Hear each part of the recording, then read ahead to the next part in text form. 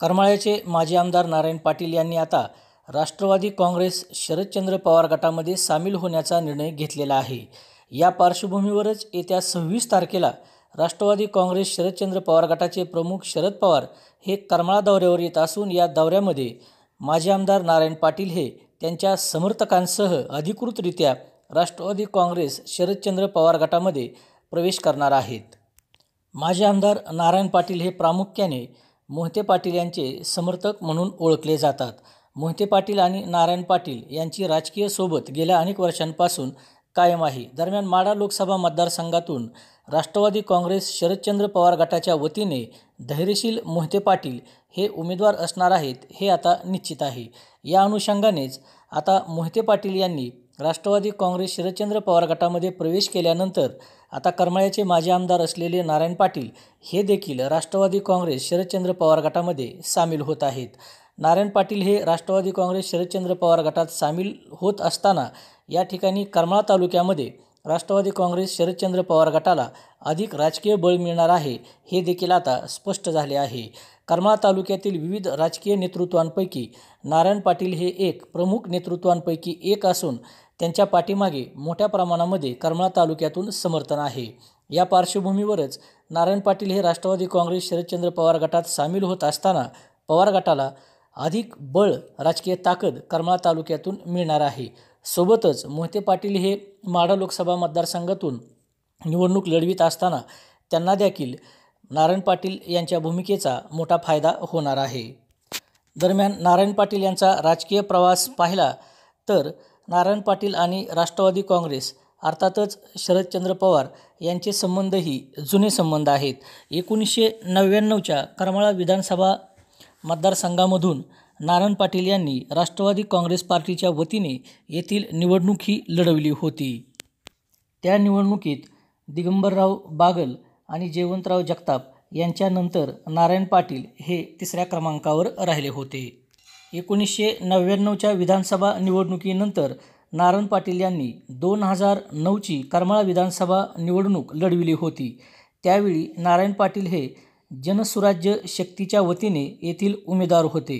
त्यावेळी अंतिम लढतीमध्ये श्यामलताई बागल आणि नारायण पाटील यांच्यामध्ये अंतिम सामना रंगला होता। त्यावेळी राष्ट्रवादी काँग्रेस पार्टीच्या वतीने उमेदवार असलेल्या श्यामलताई बागल या विजयी झाल्या होत्या, तर नारायण पाटील हे दुसऱ्या क्रमांकावर राहिले होते।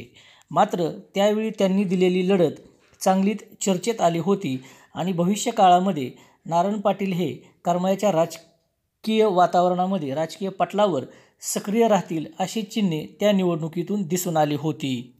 1999 सालची करमाळा विधानसभा निवडणूक राष्ट्रवादी काँग्रेसच्या वतीने लढविल्यानंतर 2009 साली जनसुराज्य शक्तीच्या वतीने रिंगणात उतरलेल्या नारायण पाटील यांनी 2014च्या विधानसभा निवडणुकीत शिवसेनेचा झेंडा खांद्यावर घेतला होता आणि ते शिवसेनेचे उमेदवार म्हणून येथील रिंगणामध्ये होते।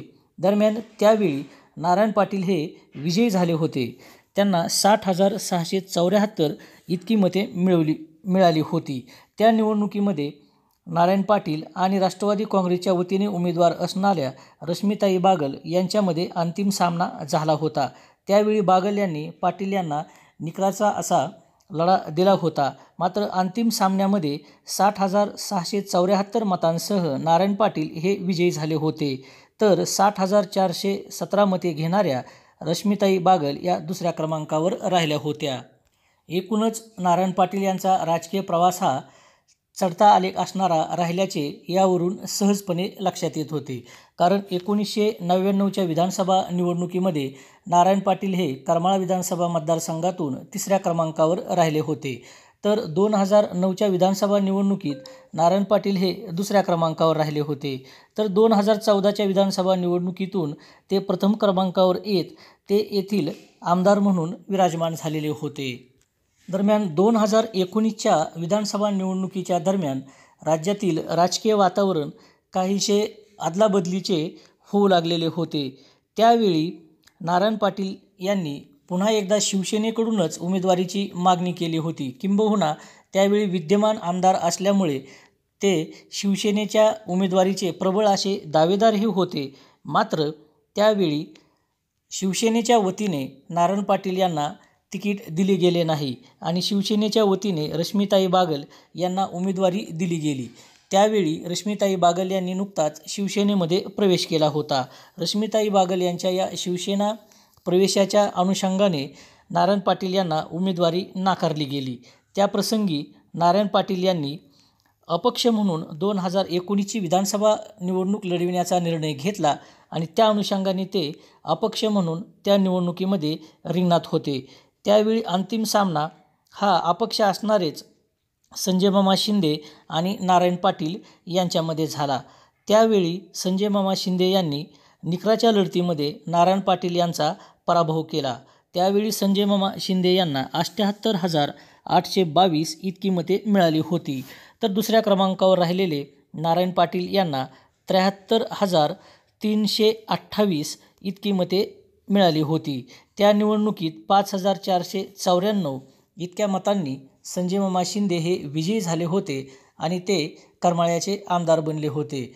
दरम्यान त्यावेळी संजय मामा शिंदे यांच्या विजयाची जितकी चर्चा झाली तितकीच चर्चा निकराची झुंज देऊन पराभूत झालेल्या नारायण पाटील यांनी दिलेल्या लढतीचीही झाली होती। कारण त्या विधानसभा निवडणुकीच्या निमित्ताने करमाळा विधानसभा मतदारसंघामध्ये माढा तालुक्यातील 36 गावांचा समावेश झालेला होता आणि प्रामुख्याने माढा तालुक्यातील त्या 36 गावांवर संजय मामा शिंदे यांचे राजकीय वर्चस्व चांगलेच होते। त्या भागातून संजय मामा शिंदे यांना मोठे मताधिक्यही मिळाले होते। तरीही त्या बदलत्या मतदारसंघाच्या पार्श्वभूमीवरही नारायण पाटील यांनी दिलेली लढत ही निश्चितच उल्लेखनीय अशी गणली गेली होती। दरम्यान आता आगामी निवडणुकीच्या अनुषंगाने सर्वच नेते मंडळींकडून विधानसभा निवडणुकीची तयारीही केली जात आहे।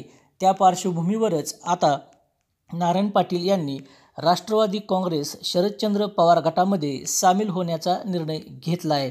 दरम्यान येत्या लोकसभा निवडणुकीच्या पार्श्वभूमीवर नारायण पाटील हे राष्ट्रवादी काँग्रेस शरदचंद्र पवार गटामध्ये सामील होत आहेत। त्यांच्या या राष्ट्रवादी काँग्रेस शरदचंद्र पवार गटातील प्रवेशाचा निश्चितच पवार गटाला फायदा होणार आहे हे नक्की आहे।